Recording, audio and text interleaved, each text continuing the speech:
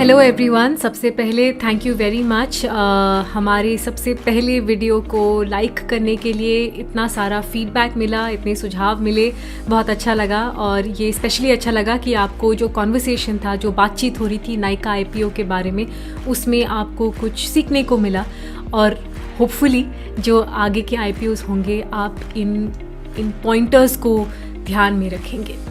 जो लोग north India में रहते हैं या दिल्ली में रहते हैं, सब पोल्यूशन से जूझ रहे हैं, सबकी आवाज़ मेरी तरफ बैठी हुई है। पर ये एक ऐसा टाइम भी है जब आपको घर के अंदर रहना चाहिए। सेफ़ रहिए, बाहर जितना हो सके मत जाइए। और जब घर में बैठे हैं तो या तो आप कुछ देख सकते हैं या कुछ पढ़ सकते हैं। तो मैंने सोचा आज अपने व्यूअर्स के साथ एक किताब के बारे में बात करते हैं जो मुझे पर्सनली बहुत ही इंटरेस्टिंग, बहुत ही दिलचस्प लगी। और इसकी जो कुछ इम्पॉर्टेंट टेकअवेज़ हैं आज और अगले कई एपिसोड्स में हम इसके बारे में बात करेंगे, क्योंकि मुझे लगता है जो ऑब्जर्वेशंस हैं इस किताब में, वो जिस टाइम में हम रह रहे हैं, specially with the stock market या क्रिप्टो मार्केट, इस सब के लिए बहुत ही रेलेवेंट है, बहुत मायने रखते हैं। तो इस किताब का नाम सबसे पहले the psychology of money by Morgan Housel. ज़्यादा मोटी किताब नहीं है, छोटी सी है। जो भी पॉइंट बनाना चाहती है बहुत संक्षेप में, बहुत शॉर्ट और क्रिस्प हिसाब से करती है।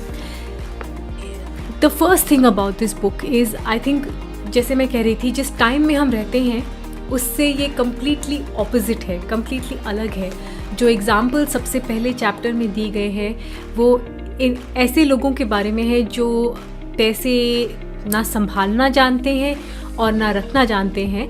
पर ये ऐसे लोग हैं जिनको पैसे बहुत जल्दी मिले हैं, चाहे कोई बहुत बड़ा एंटरप्रेन्योर या टेक्नोलॉजी बिजनेसमैन हो, या कोई ऐसा आदमी हो जिसे एक बहुत बड़ी रकम एक साथ मिल गई हो। और इन एग्ज़ाम्पल्स के थ्रू जो ऑथर है वो ये समझाता है कि अगर आप पैसों को संभाल कर, जुटा कर, एक piecemeal, step by step हिसाब से नहीं इन्वेस्ट करते या नहीं सेव करते, तो ऐसा हो सकता है कि जितनी जल्दी आपका ग्राफ ऊपर जा रहा है उतनी ही तेज़ी से वो ग्राफ नीचे गिर सकता है।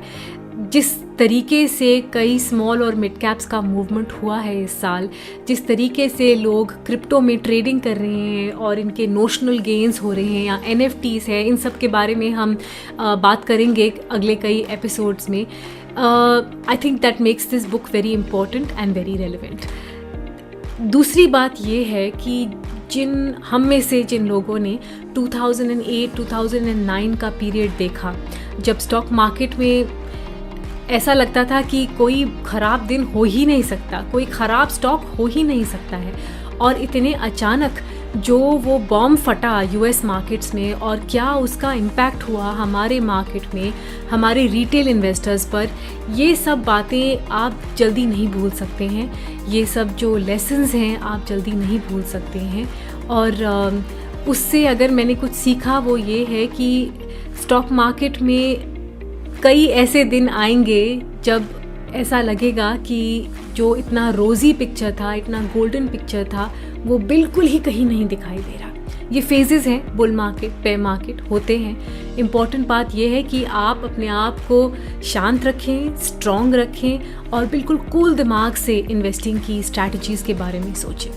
तो इस बुक के बारे में बात करते हैं। एक और इम्पॉर्टेंट पार्ट मुझे लगा, मैं पहले अंग्रेज़ी में, I'll just read it out and then share it with you. Finance is overwhelmingly taught as a math-based field where you put data into the formula and the formula tells you what to do.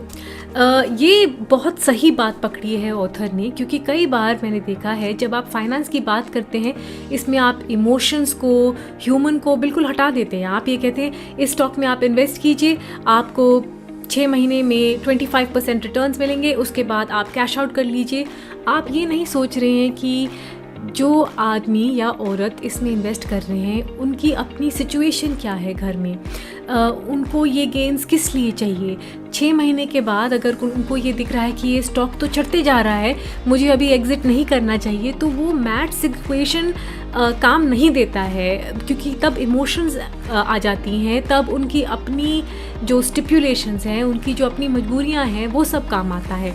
इसीलिए important है कि जब आप पैसों के बारे में या इन्वेस्टिंग के बारे में बात करें, सिर्फ एक मैथमेटिकल मॉडल में ना देखा जाए, इसे एक इमोशनल लेंस से भी देखना बहुत बहुत ज़रूरी है।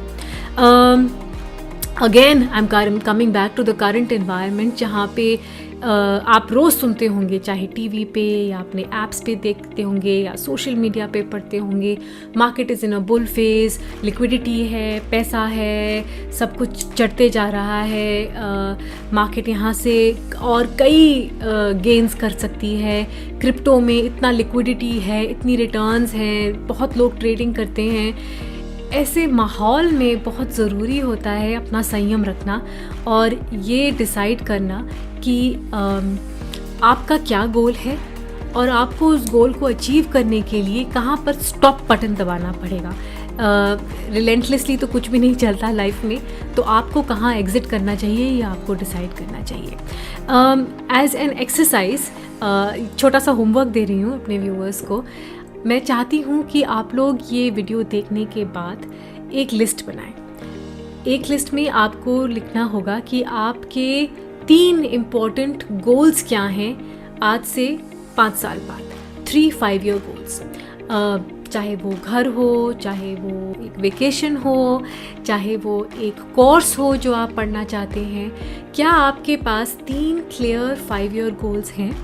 और सिमिलरली क्या आपके पास 3 2-year गोल्स है? आज से ज़्यादा दूर नहीं, 2 साल बाद आप क्या अचीव करना चाहते हैं? आप जो ये पैसा अर्न करना चाहते हैं, जो आप इन्वेस्ट कर रहे हैं या ट्रेड कर रहे हैं, आप इससे क्या अचीव करना चाहते हैं, क्या ख़रीदना चाहते हैं और किस चीज़ में इन्वेस्ट करना चाहते हैं? इसके बारे में सोचिए। अगले एपिसोड में हम इस किताब की कुछ और इम्पोर्टेंट टेकअवेज़ के बारे में बात करेंगे। तब तक please stay safe, please take care of yourselves, and thank you for watching. Please hit, of course, like, share, subscribe on this YouTube channel, and we will keep bringing you content. Till then,